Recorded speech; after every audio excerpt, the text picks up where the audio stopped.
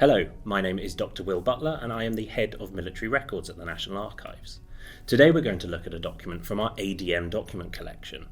The documents in this collection all relate to the Admiralty, and before this the Navy Board and the Board of the Admiralty, the department responsible for the administration of the Royal Navy, Royal Marines and Coast Guard.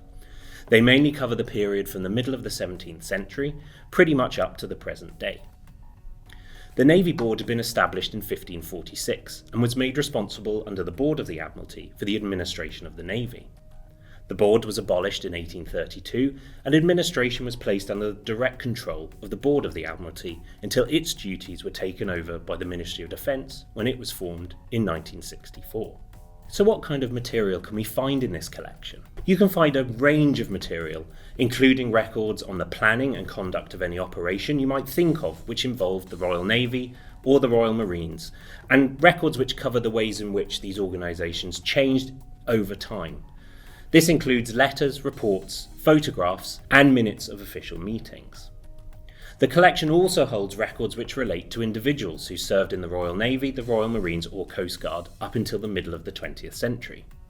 This includes things like enlistment books and service and pension records, which provide an insight into the individuals who served in these forces. And as we can see from this record, these kinds of records can provide researchers with a range of additional information about individual people and what they did during their service. And the National Archives holds this material as the official archive of the UK government, and these records are transferred to us from the Ministry of Defence. Before we look at our example from this collection, notice that our document has a unique reference, so we can use our catalogue to find it. In this case, ADM 202/930, and in this case it comes in three parts, /1, /2 and /3. Now let's take a close look at our document and work out what it is about. This document is essentially a diary of the day-to-day events of a Royal Marines unit, 40 Commando, in the run-up and during its involvement during the Falklands conflict, known officially as Operation Corporate, in the middle of 1982. Each military unit was required to fill out one of these diaries whilst it was on active operations, and you'll see that it sets out what the unit was doing at any particular day, and often includes additional documents such as orders, more detailed reports, maps and some photographs. One of the officers of the unit was responsible for filling in the diary each day in order to recount the day's events. This was kept as a method of tracking what was happening at the time, as well as in order to learn for future operations. As these war diaries have been kept in some form since the First World War, they also allow historians to piece together what is happening, as well as to allow those interested in family history to understand what individuals were doing on any given day. This diary provides us with an on-the-ground perspective of the conflict, allowing us to understand it from this perspective rather than just from politicians back in the UK. We can see from the diary how the unit prepared for its deployment, what activities it carried out during its journey, and more generally we can get a sense about how the conflict was conducted. The unit itself was responsible for securing one of the beachheads, landing at San Carlos, and was tasked with attacking Port Stanley, the capital of the Falkland Islands, when Argentine forces surrendered in June 1982. So what we have with a war diary is a number of different things. It's not just the day-to-day activities. It provides us lots of other information as well.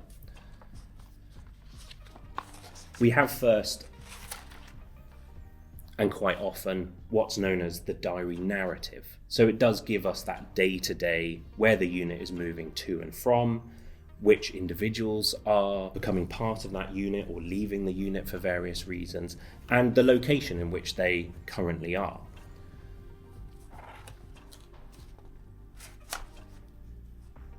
We see here, for example, that it says on the 22nd of May 1982 that the 40 Commando were ordered to be responsible for a particular area on a hill, and that gives us a bit of an idea of the kind of information that it includes.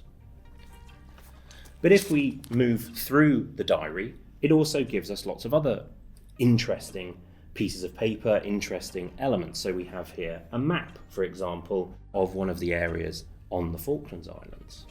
We have various other maps that more generally look at the Atlantic as well. And then what we have here, believe it or not, is almost a minute-by-minute account of all of the correspondence and all of the communications going to and from the unit involved. And it gives us that real insight into what the unit is doing at a much lower level.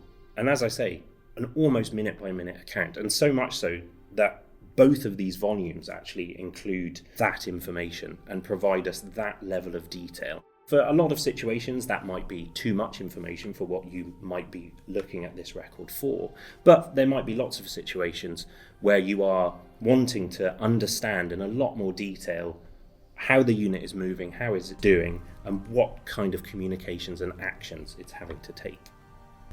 And in the third part of the document, we have some other incredibly interesting information. We have handwritten notes that were actually created at the time that the unit was, for example, in San Carlos and actually on the Falkland Islands. And as I say, these are handwritten notes. Some of them are copies, some of them are originals.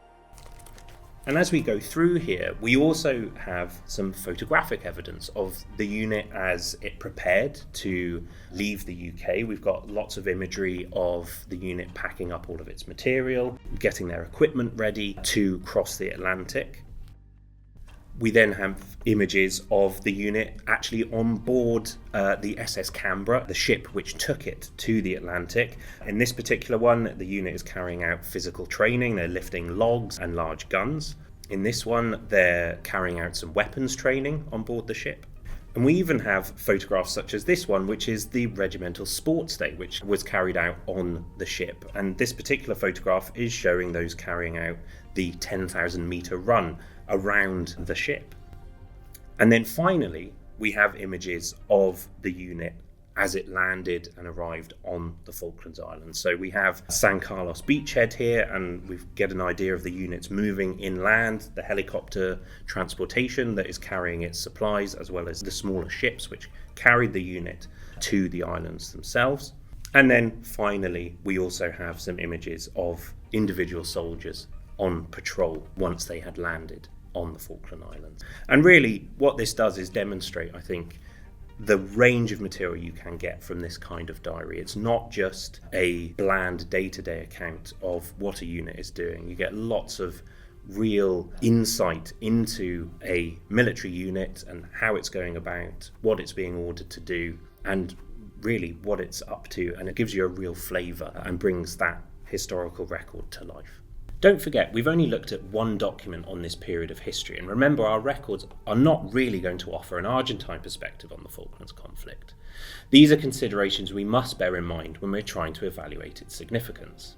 So this is just one of the many documents to be found in our Admiralty collection, which can be used to find out more about the Falklands conflict or other naval operations throughout many hundreds of years of history.